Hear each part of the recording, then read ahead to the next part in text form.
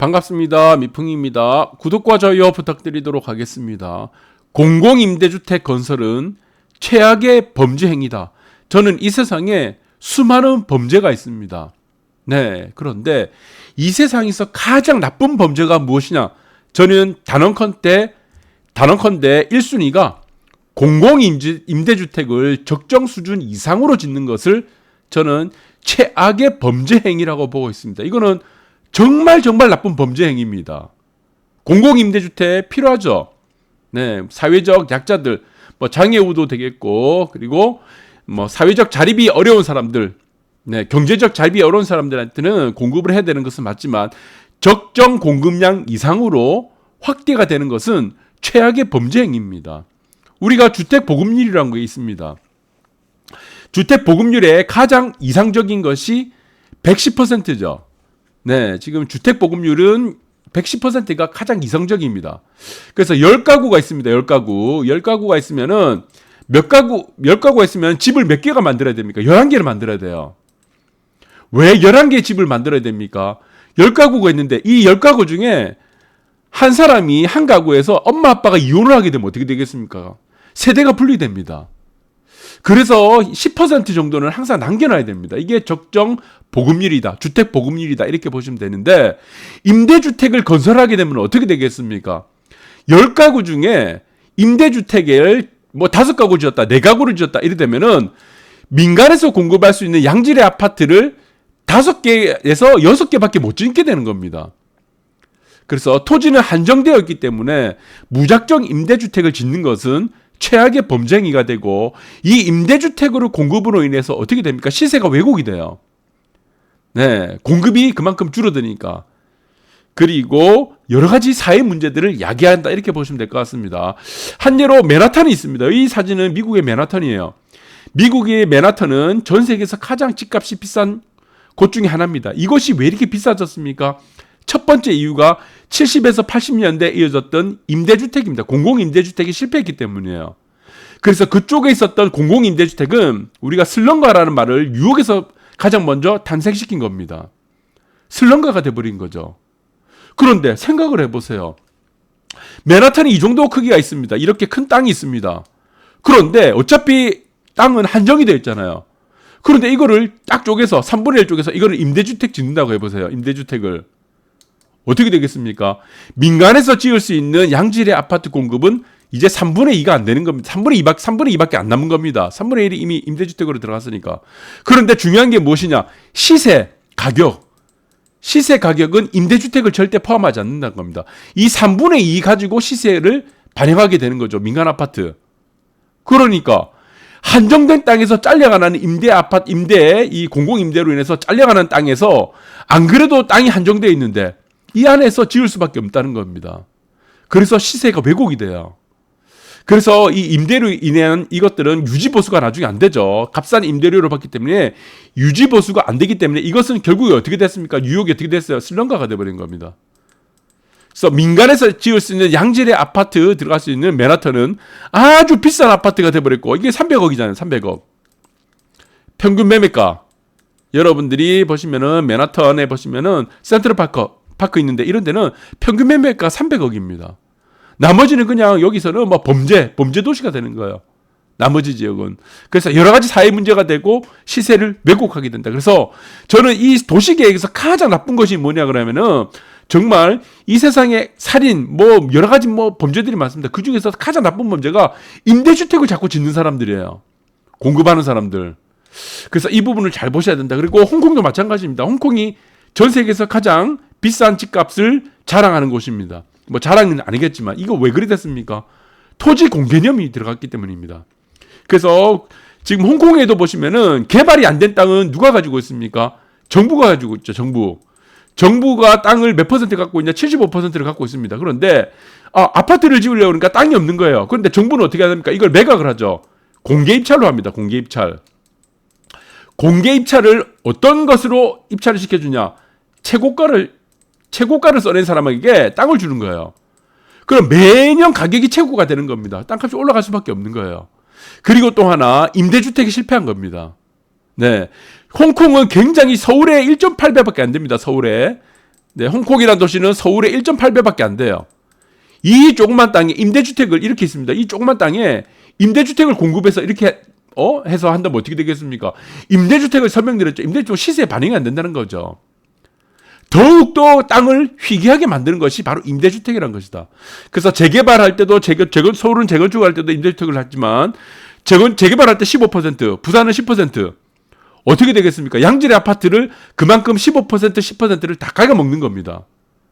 계속 또 한정성과 희소성을 부여하게 된다는 것이다. 그래서 가격을 더 오르게 만드는 것이 바로 임대주택입니다. 적정한 임대주택은 공급이 필요합니다. 그런데 적정 공급을 다 이미 넘어가 버린 상태입니다. 그 사례를 지금 선진국들이 다 보여줬습니다. 영국도 마찬가지예요. 임대주택 다 실패했습니다. 집값만 올려놓는 원흉이 됐습니다. 임대주택이. 우리나라 국토를 한번 볼까요? 미국, 중국은 지금 땅들이 보시면은 평야도 많고 좋잖아요. 우리나라 보세요. 지금 전체의 토지 중에 우리나라는 어떻습니까? 다 산입니다. 산. 그래서 개발이 가능한 땅은 강하고 그리고 바다 그를 인접한 곳 외에는 개발이 사실은 안 됩니다. 그래서 강변 그리고 해안변 외에는 평지가 굉장히 극소수이기 때문에 개발이 어렵고 그리고 산간이 너무 높습니다. 지금 산맥들이 있기 때문에 굉장히 어렵다. 그래서 보시면은 재미난 것도 있습니다. 네. 전체의 대한민국을 우리가 보니까 지금 2021년도로 한번 볼게요. 다른 표는 보실 필요 없고, 네. 2021년도로 보니까 여기 표 있습니다. 임야, 산이 몇 퍼센트를 차지하냐? 63.5%입니다. 산이. 그리고 나머지 전답으로 이루어졌죠. 전답이, 그 다음에 대지 도로 있고 여러 가지 다 있습니다. 그래서 이거를 통계로 보니까 어떤 결과가 나왔냐? 지금 이거는 지금 통계청 자료입니다. 통계청 자료에 따르니까 대한민국의 63.5%는 네, 산으로 되어 있다. 임야. 그런데 대한민국의 전답을 포함하면은 대한민국의 82%는 개발이 불가능한 땅이라고 합니다. 정확하게는 81.8%입니다. 82%는 개발이 안 돼요. 그러면 개발이 가능한 땅은 몇 퍼센트입니까? 18%밖에 안 된다는 겁니다. 18%. 굉장히 협소하죠. 대한민국 땅은. 안 그래도 땅이 작고 안 그래도 땅이 한정적이고 희소성이 강한데 그 땅들의 82%는 개발이 불가능하다는 겁니다. 그러면은 여기서 집을 지을 수 있는 땅은 또 몇 퍼센트가 되겠습니까? 과연 여기서 18%에서도 집을 지을 수 있는 땅은 거의 또 굉장히 드물다는 겁니다. 한강변 근처 아니면은 해안 쪽들. 네, 나머지는 또 산이죠. 그 인프라가 잘 굳혀지지 않는 곳라고 보시면 됩니다. 그런데 이렇게 지금 개발이 할 수 있는 땅이 협소한 땅에서 임대주택만 계속 지으면 어떻게 되겠습니까? 임대주택을 계속 높이면 이 임대 비율을 자꾸 높이라고 하면은 다음 세대들 이거 어떻게 되겠어요? 큰일 납니다. 아파트 가격 계속 올라갈 수밖에 없는 거예요. 그래서 이 부분이 참 저는 개인적으로는 다음 세대한테 정말 미안한 짓입니다. 그래서 지금 공공임대 짓고 연 1.5조 적자입니다. 서울은 올해 임대주택 적자가 얼마입니까? 지금 재개발, 재건축, 임대주택 계속 놓잖아요. 공공임대주택 의무 비율이라고 해서 1조 7천억 원이 서울시는 올 한 해만 적자입니다. 지금 LH만 1조 5천억인 적자고요. 서울에만 1조 7천억이고요. 지금 대한민국의 빚이 1,000조가 넘어갔습니다. 1,000조. 그런데 대한민국에서 가장 암울하게 만드는 것은 무엇인지 아십니까? 임대주택입니다. 나중에. 임대주택의 슬럼화 때문인데 이게 대한민국이 큰 난관에 빠질 수가 있습니다. 그래서 저는 임대주택을 절대로 앞으로 지어서는 안 된다. 근데도 임대주택을 지으라고 하는 사람들, 오세훈 서울시장, 부산의 박형중 시장, 지금 이재명 지사도 있죠. 임대주택 100만 원 들고 나오죠. 민간주택 하나도 안 만들고. 어떻게 되겠습니까? 이 정말 나쁜 사람들입니다. 대한민국 미래를 다 갉아먹는 사람들이에요. 그래서 지금 임대주택의 역사를 한번 잠깐 공부를 해보도록 하겠습니다. 우리나라 최초의 임대주택은 공공임대주택이죠. 민간임대가 아닙니다. 공공임대주택은 1990년도에 노태우 정부에서 200만 호를 건설을 추진하면서 그중에 25만 가구를 임대주택을 공급을 했어요. 그 다음에 김현상 정부는 공공임대보다는 민간임대에 집중했고 그 다음에 가장 많이 임대주택을 공급한 정부가 김대중 정부입니다. 공공임대가 가장 많이 물량을 많이 차지했다라는 부분인데 이때는 이제 IMF 때문에 그래서 하루에 뭐 200개 이상 한 개 기업들이 막 속출하고 도산을 했습니다. 그래서 길거리에 나오는 사람들이 많아가지고 김대중 정부에서는 적정선의 임대주택을 급하게 공급을 해줬습니다. 근데 그 이후 어떻게 됐습니까? 노무현 정부는 특별법을 제정해서 임대주택 수를 또 늘렸어요. 자, 여기서 보시기 바랍니다. 주로 지금 임대주택이 나오고 나서 아파트 가격이 뛰었던 구간이 어디였냐면은 임대주택을 늘린 곳이에요. 김대중 정부, 그 다음에 노무현 정부. 이렇게 되죠. 그 다음 페이지를 볼까요? 그러면은 이명박 정부는 어떻습니까? 네. 이명박 정부도 마찬가지다. 근데 보금자리를 포함해서 지금 뭐 보시면 150만 가구, 이건 민간 아파트입니다. 네, 포함해서 이거는 전환이 되죠. 박근혜 정부도 마찬가지고 공약을 20만 가구인데 공약을 채우지 못했습니다. 그래서 이명박 정부하고 박근혜 정부는 임대주택이 늘어나지 않았어요, 별로. 그런데 문재인 정권이 들어서면서 2017년도 주거복지 로드맵을 발표하면서 매년 17만 가구를 공급하겠다는 겁니다. 공급을 했었어요. 자, 매년 17만 가구가 임대 아파트를 공급을 해줬는데 17만 가구 임대를요. 근데 민간에서 만들어낸 민간입니다. 양질의 아파트 공급은 없습니다. 없어. 단 한 채도 없어요. 지금 만들어진 아파트들은 박근혜 정부 때 계획된 아파트들입니다. 민간 아파트는 영채고 지금 계속 공공임대입니다. 공공임대를 17만 가구를 매년 만들어내니까 어떻게 되겠습니까?